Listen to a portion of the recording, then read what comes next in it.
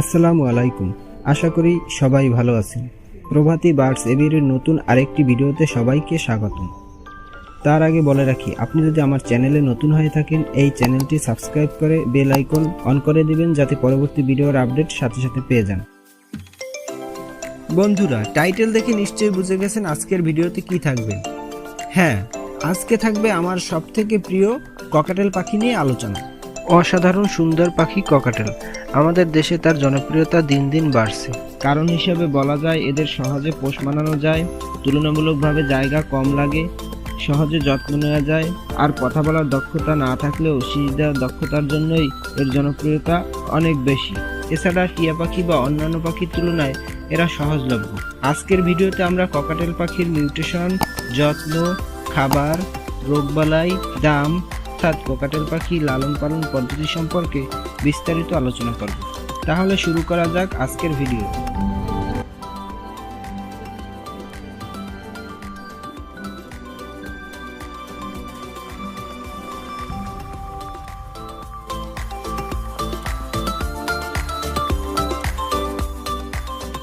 মূলত ককাটেল পাখি হলো কাকাতুয়া পরিবারের একটি পাখি। এদের উৎপত্তি ও বিচরণ অস্ট্রেলিয়ায়। অস্ট্রেলিয়ার জলাভূমি, ঝোপঝাড় ও গুল্মভূমি এদের বসবাস করার স্থান। এদের শরীরের সবচেয়ে সুন্দর অংশটি হলো এদের ঝুঁটি। খাঁচায় পালন করা ককাটেল সাধারণত 15 থেকে 25 বছর বেঁচে থাকে। তবে সূত্র অনুযায়ী কিছু কিছু ক্ষেত্রে ককাটেল 10 থেকে 15 বছর বাঁচে। আসলে এগুলো সাধারণ নির্ভর করে খাবার দাবার, পরিবেশ ও পরিচর্যার উপরে। এবার জানা যাক ককাটেলের মিউটেশন সম্পর্কে। ককাটেল সাধারণত 14টি মিউটেশনের পাওয়া যায়, তবে আমাদের দেশে গেরে ও লুটিনো এটি সবচেয়ে জনপ্রিয়। এছাড়াও lutino pearl, cinnamon pearl, albino, white face, pearl pied, cream face, heavy pied এগুলো অন্যতম দামি mutation. Cinnamon pearl pied, clear pied, V pied সবচেয়ে দামি মিউটেশন। এদের মধ্যে গেরে ফেস হলো অরিজিনাল বন্য মিউটেশন। বাকিগুলো এই গেরে মিউটেশন থেকে উৎপন্ন হয়েছে। বাকি সব মিউটেশনের চেয়ে গেরে ফেজ মিউটেশন পাখিগুলোই শক্তপোক্ত হয় এবং এদের রোগবালাই তুলনামূলকভাবে কম হয়। এবার জানা যাক খাবার দাবার সম্পর্কে। প্রকৃতিতে এরা বিভিন্ন ধরনের খাবার খেয়ে থাকে। খাঁচার পাখিরা সাধারণত সিড মিক্সটাই বেশি পছন্দ করে। সিড মিক্স সাধারণত বিভিন্ন ধরনের সিড, যেমন চীনা, কাউল, মিলেট মিক্স, ক্যানারি, ধান, হ্যামসিড, কুসুম ফুলের বীজ, সূর্যমুখীর বীজ, তিসি, গুজি তিল, বাকহুইট, ওটস ইত্যাদি খেয়ে থাকে। এই সিড মিক্স নিয়ে পরবর্তীতে আমার চ্যানেলে ইনশাআল্লাহ নতুন ভিডিও আসবে। সবাইকে দেখার আমন্ত্রণ রইল।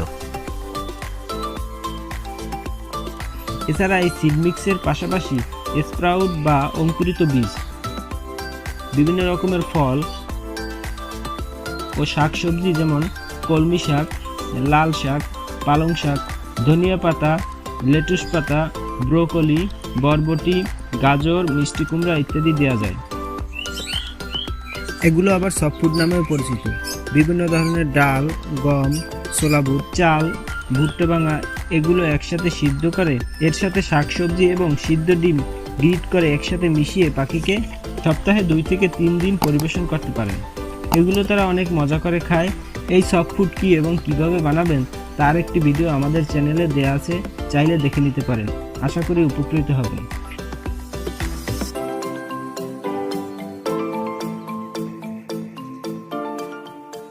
এছাড়া ছোলা বুট সারা রাত ভিজিয়ে সকালে পাখিকে খেতে দিতে পারেন সপ্তাহে 2 থেকে 3 দিন। এই ছোলা বুটে অনেক পুষ্টিগুণ রয়েছে। ককাটেল পাখির কাছে পছন্দের তালিকায় এটি শীর্ষে। তবে পাখির কোনো কেজে যদি বাচ্চা থাকে, সেক্ষেত্রে সফট ফুড পাখিদেরকে প্রতিদিন 2 বেলা দিতে হবে, কারণ ওদের বাচ্চাকে খাওয়াতে সুবিধা হয় এবং বাচ্চার গ্রোথও ভালো আসে। সফট ফুড খাঁচায় 3 থেকে 4 ঘন্টার বেশি রাখা যাবে না। এরপর সিড মিক্স দিতে হবে। রাতের বেলায় খাবার পট ও পানির পট সরিয়ে রাখতে হবে। কোনো খাঁচার পাখি মানুষের খাবার খেতে পারে না। লবণ এবং চিনি পাখির জন্য বিষাক্ত, কাজেই পাখিদেরকে ভাত, 7 আপ, দুধ জাতীয় খাবার খাওয়ানো যাবে না। এইগুলো পাখির খাবার নিয়ে মোটামুটি একটা তালিকা। এবার আসি খাঁচার মাপ নিয়ে। ককাটেল পাখি পালনের জন্য ন্যূনতম খাঁচার মাপ দৈর্ঘ্য 24, প্রস্থ 24, উচ্চতা 24 ইঞ্চি সাইজের খাঁচা লাগবে। আপনি যদি ওদেরকে ব্রিডের দিতে চান তাহলে দৈর্ঘ্য 24, প্রস্থ 24 ও উচ্চতা 24 ইঞ্চি সাইজের খাঁচাতেও করানো যায়, কিন্তু 24x24x36 সাইজের সব থেকে ভালো রেজাল্ট পাওয়া যায়। ককাটেলের ব্রিড হাড়িতেও করাতে পারেন, আবার বক্সেও করাতে পারেন। সেক্ষেত্রে 10 ইঞ্চি বাই 12 ইঞ্চি বাই 10 ইঞ্চি মাপের ব্রিডিং বক্স দিতে হবে। ককাটেল পাখি ব্রিডিংয়ের অন্যতম পার্ট হলো শীষ দিয়ে ডাকাডাকি। ব্রিডিংয়ের সময় হলে মেল পাখিগুলো ফিমেল পাখিকে আকৃষ্ট করার জন্য এভাবে শীষ দিয়ে ডাকতে থাকে।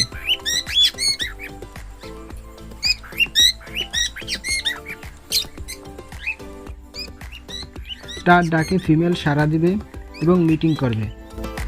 মিটিং করার পরবর্তী 8 থেকে 10 দিনের মধ্যেই তারা ডিম দেওয়া শুরু করবে। সাধারণত ককাটেল 4টি থেকে 7টি পর্যন্ত ডিম দিয়ে থাকে। ডিম দেওয়ার সময় তারা একদিন গ্যাপ দিয়ে দিয়ে ডিম দেয়। এর ডিম থেকে বাচ্চা হতে সময় লাগে 17 থেকে 24 দিন পর্যন্ত। নতুন পাখাল মনে করেন ককাটেল ডিম দেওয়ার পর ডিমে তা দিবে, কিন্তু ডিমে তা দিচ্ছে না কেন? কিন্তু বাস্তবতা হলো ককাটেল 2-3টা ডিম না দেওয়া পর্যন্ত তারা ভালোভাবে ডিমে বসে না।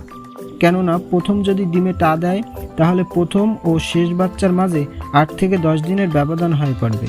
যেমন ককাটেল যদি 4টি ডিমও পারে, তার ওই 4টি ডিম ফুটতে প্রায় 8 থেকে 9 দিন সময় লাগে। তাই প্রথম বাচ্চাটা হবে 8 দিন আগে আর শেষের বাচ্চাটা হবে 8 দিন পরে, যার ফলে প্রথম বাচ্চাটা অনেক বড় হয়ে যাবে আর শেষের বাচ্চাটা ছোট রয়ে যাবে। তাতে কি হবে? তাতে তার বাচ্চাদের খাওয়াতে সমস্যা হবে। এজন্য তারা 2-3টা ডিম পাড়ার পর একসাথে ডিমে তা দেওয়া শুরু করে। এই বিষয়ে আপনার জানা থাকলে ডিমে তা দেয় না কেন এই নিয়ে টেনশন আর হবে না।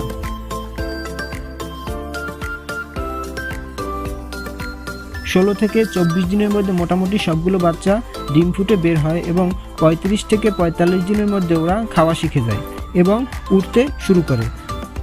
অতঃপর ওদের অ্যাডাল্ট হতে প্রায় 12 থেকে 14 মাস সময় লাগে।